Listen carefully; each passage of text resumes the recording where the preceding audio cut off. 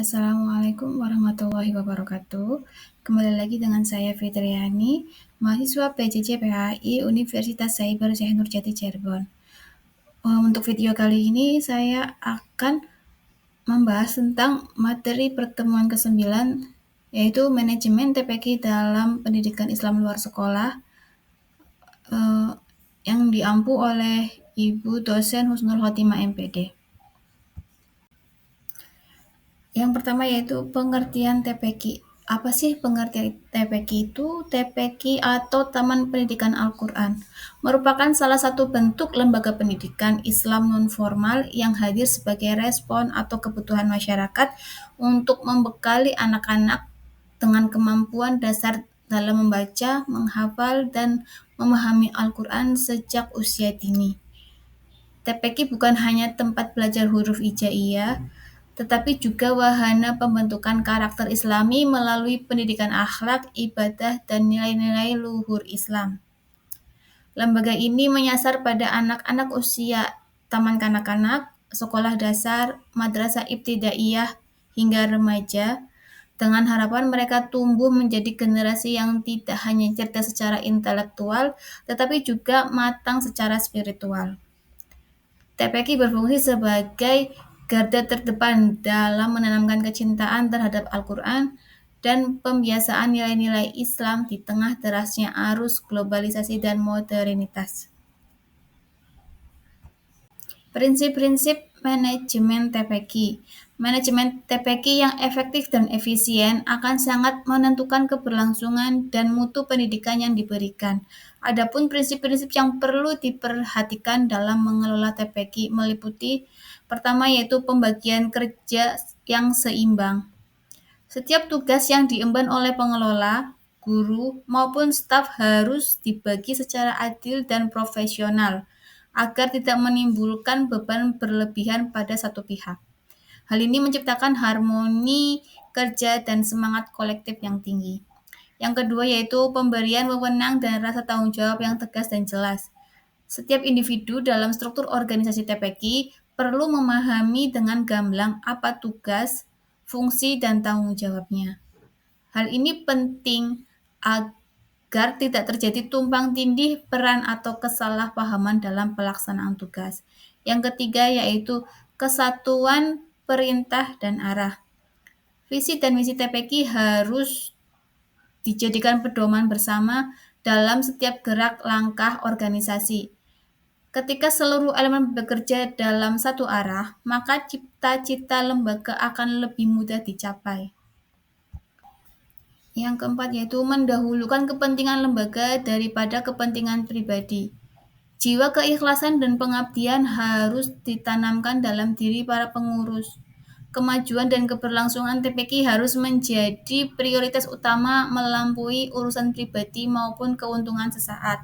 Yang kelima yaitu adil. Perilaku adil terhadap semua santri tanpa memandang latar belakang, ekonomi, sosial, ataupun status sangat penting untuk menciptakan lingkungan belajar yang kondusif dan inklusif. Yang terakhir yaitu solidaritas.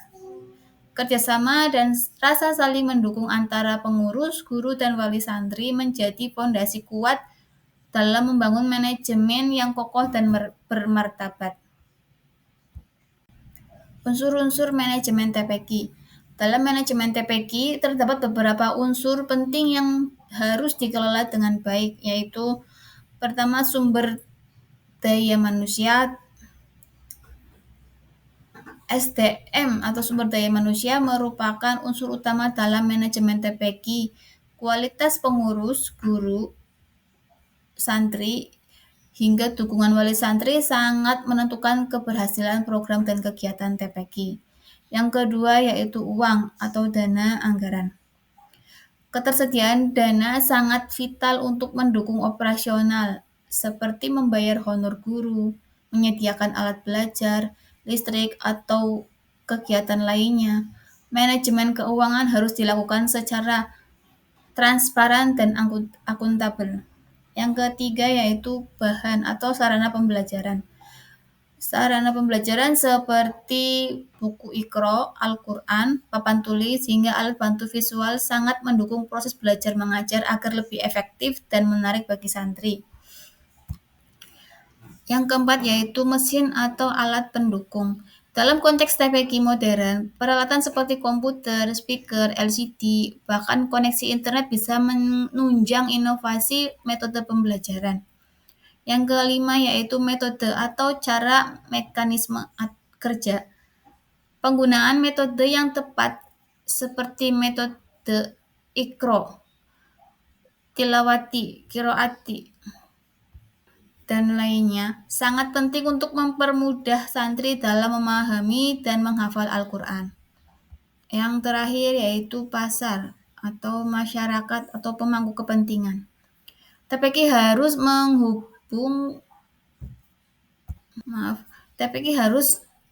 membangun hubungan yang harmonis dengan masyarakat, khususnya wali santri. Dengan dukungan dan kepercayaan masyarakat merupakan sumber kekuatan yang besar bagi ekstensi TPQ.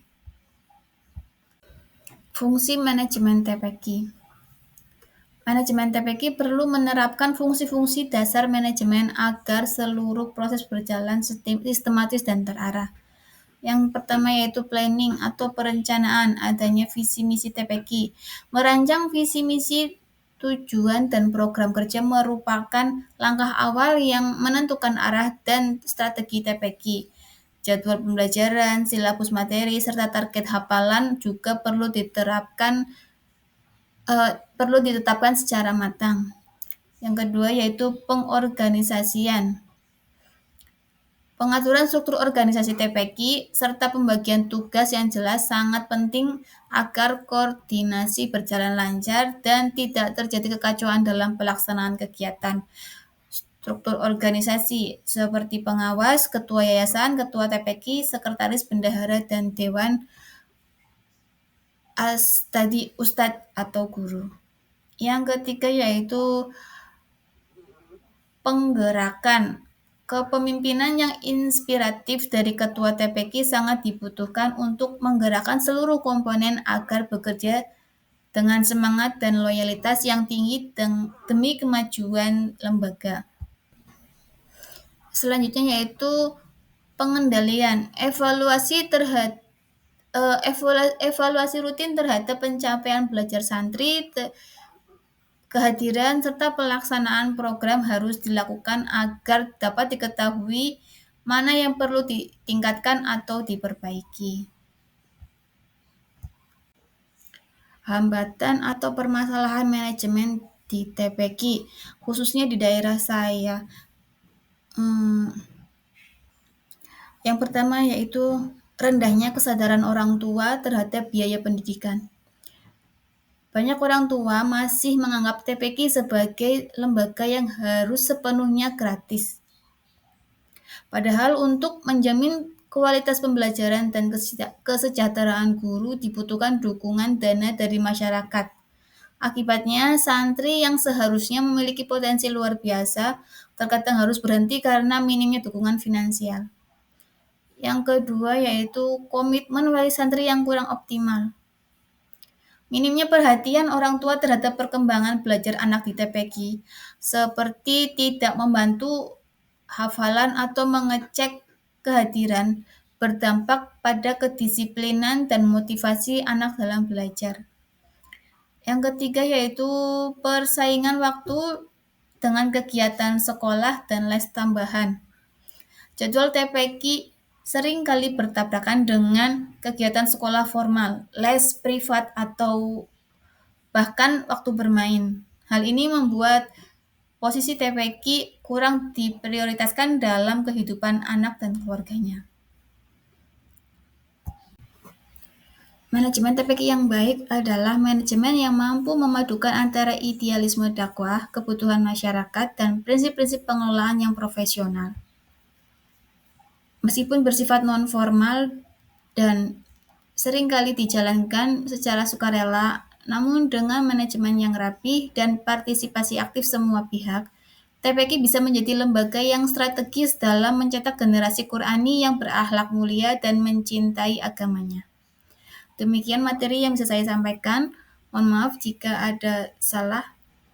Terima kasih. Wassalamualaikum warahmatullahi wabarakatuh.